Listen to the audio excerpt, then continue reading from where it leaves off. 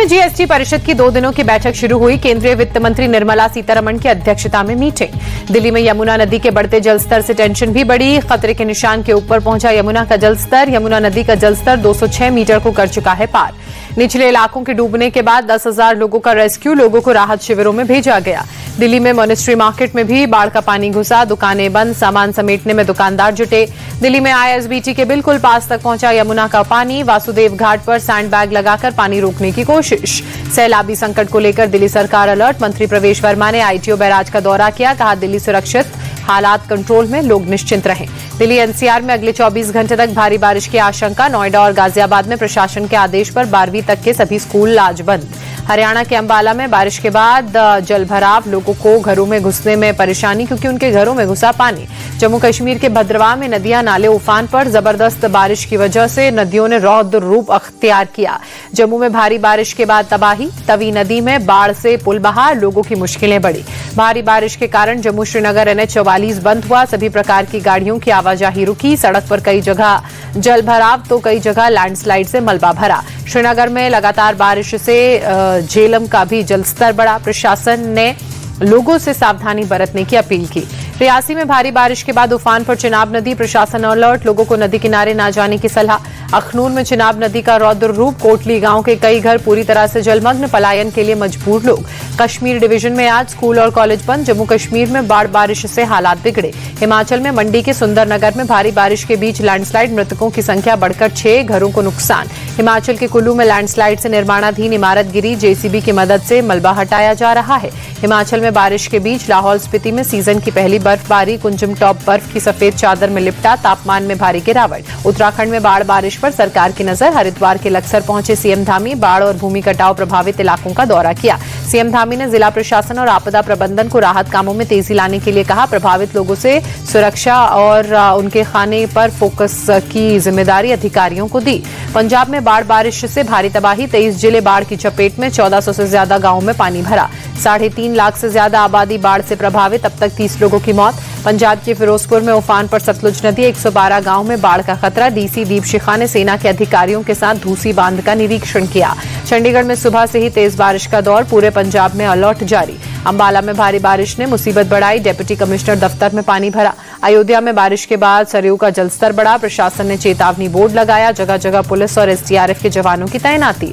दिल्ली में Semicon India में दूसरे दिन भी पीएम मोदी पहुंचे। सेमीकंडक्टर क्षेत्र में विशेषज्ञों से बातचीत की। सेमीकंडक्टर से जुड़े उत्पादों और प्रोजेक्ट्स को देखा। एससीओ की बैठक के बाद भारत पर ट्रंप के टैरिफ पर रूस का करारा जवाब। राष्ट्रपति पुतिन ने भारत को दी कच्चे तेल की खरीद में भारी छूट। प्रति बैरल $3 से $4 की छूट बढ़ाई। गाली विवाद पर 4 सितंबर यानी कल एनडीए ने बुलाई बिहार बंद। सुबह 7 बजे से दोपहर 12 बजे तक प्रदर्शन। महिला मोर्चा संभालेगी कमान। बीजेपी नेता स्मृति ईरानी ने पीएम मोदी की मां के अपमान पर विपक्ष को घेरा। कहा जिसका राजनीति से कोई लेना देना नहीं, उस दिवंगत मां का अपमान आक्रोशित करने वाला।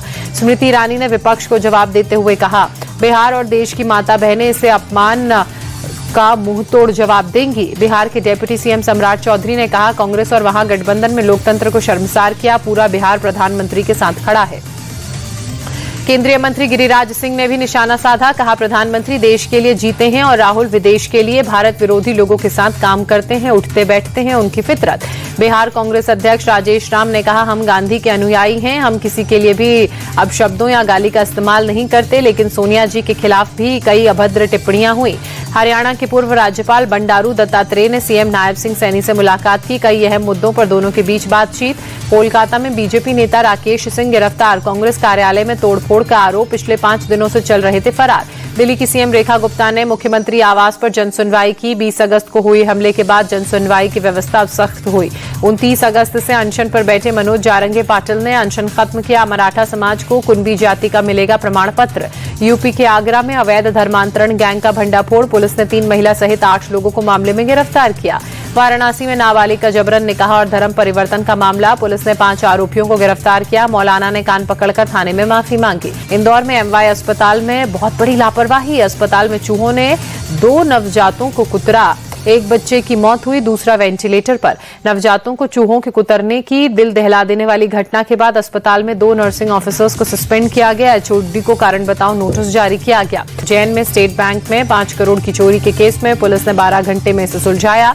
5 आरोपी मामले में गिरफ्तार, सारा गोल्ड और कैश बरामद। उज्जैन पुलिस ने चोरी मामले में बड़ा खुलासा करते हुए मास्टरमाइंड जय भावसागर को गिरफ्तार किया। इस्लाम अपनाकर 4 मुस्लिम साथियों के साथ वारदात को इसने अंजाम दिया। उज्जैन में महिला को 40 घंटे तक डिजिटल अरेस्ट कर 5 लाख की ठगी की गई। ठगी करने वाले 3 लोगों को पुलिस ने गिरफ्तार किया। पटना के पालीगंज में कई जगहों पर बालू माफिया पर कार्रवाई। 4 पिस्तौल, 3 राइफल, 465 जिंदा कारतूस, एक बालू माफिया को पुलिस ने किया गिरफ्तार। बंगलुरु पुलिस की बड़ी कार्रवाई। चंदन की तस्करी करने वाले 3 आरोपी अरेस्ट किए। मौके से 25 लाख की लकड़ी जब्त की। जम्मू कश्मीर के कठुआ में पाकिस्तान से ड्रोन से गिराए गए नशीले पदार्थ को पुलिस ने जब्त किया। पाकिस्तान से ड्रोन के जरिए हो रही थी तस्करी। पुलिस ने 4 लोगों को मामले में किया गिरफ्तार। छत्तीसगढ़ के रायपुर में बेबीलोन टावर में आग लगी। फायर ब्रिगेड की टीम ने आग पर काबू पाया। टावर के 7वीं मंजिल तक पहुंच गई थी आग। बेबीलोन टावर में आग से घिरे कई लोग। रेस्क्यू टीम ने कड़ी मशक्कत के बाद लोगों को सुरक्षित बाहर निकाला। सीढ़ी के जरिए लोगों को रेस्क्यू किया गया।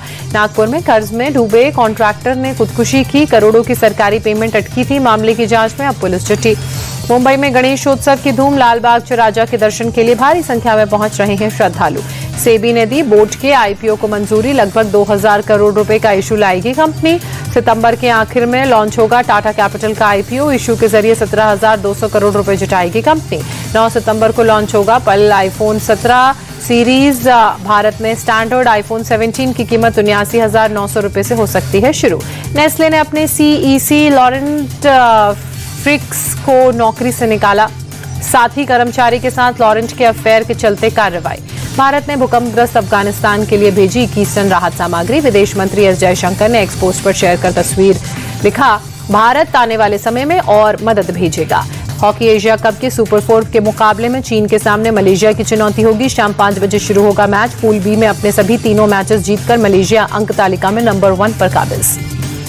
क्रिकेट एशिया कप में बिना किसी स्पॉन्सर के उतर सकती है भारतीय क्रिकेट टीम। जर्सी में नहीं होगा ड्रीम 11 का नाम। टीम इंडिया के स्पॉन्सर के लिए अल्कोहल, तंबाकू, सट्टेबाजी, रियल मनी गेमिंग जैसी कंपनियां नहीं लगा सकेंगी बोली। बीसीसीआई ने अपने ऑफिशियल ट्विटर पर ट्वीट कर दी जानकारी। 4 सितंबर की शाम तक दुबई पहुंचेंगे भारतीय खिलाड़ी। परंपरा से हटकर अपने अपने शहरों के खिलाड़ी जाएंगे दुबई। दुबई में 5 सितंबर से आईसीसी एकेडमी में टीम इंडिया के खिलाड़ी प्रैक्टिस करेंगे। 10 सितंबर को भारत में पहला मैच खेलेंगे।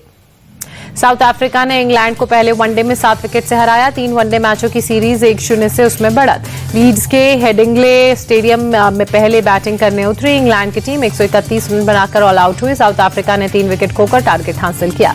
साउथ अफ्रीका के लिए केशव महाराज ने 22 रन देकर 4 विकेट चटके। व्यान मुल्डर ने 3, नैंद्रे बर्गर और लुंगी एंगिडी को 1-1 विकेट मिला। अफगानिस्तान ने लिया पाकिस्तान से बदला। ट्राई T20 सीरीज के पहले मैच में अफगानिस्तान ने पाकिस्तान को 18 रन से हराया। राशिद खान T20 में सर्वाधिक विकेट लेने वाले गेंदबाज बने। न्यूजीलैंड की टीम सऊदी को पीछे छोड़ा। राशिद को T20 इंटरनेशनल में कुल 165 विकेट। ऑस्ट्रेलिया ने न्यूजीलैंड के T20 सीरीज के लिए 14 सदस्यीय टीम का ऐलान किया। मिचेल मार्श की कप्तानी में ऑस्ट्रेलिया करेगा न्यूजीलैंड का दौरा। ऑस्ट्रेलियाई तेज गेंदबाज मिचेल स्टार्क ने T20 इंटरनेशनल क्रिकेट से संन्यास लिया। स्टार्क ने T20 करियर में खेले हैं 65 मैचेस, 79 विकेट हासिल किए। T20 इंटरनेशनल क्रिकेट में संन्यास लेने के बाद मिचेल स्टार्क ने बयान दिया, बोले टेस्ट क्रिकेट से काफी ज्यादा प्यार, ऑस्ट्रेलिया के लिए खेलता रहूंगा टेस्ट क्रिकेट। पाकिस्तान के बल्लेबाज आसिफ अली ने इंटरनेशनल क्रिकेट को अलविदा कहा। आसिफ अली ने सोशल मीडिया पर पोस्ट करके संन्यास की जानकारी दी।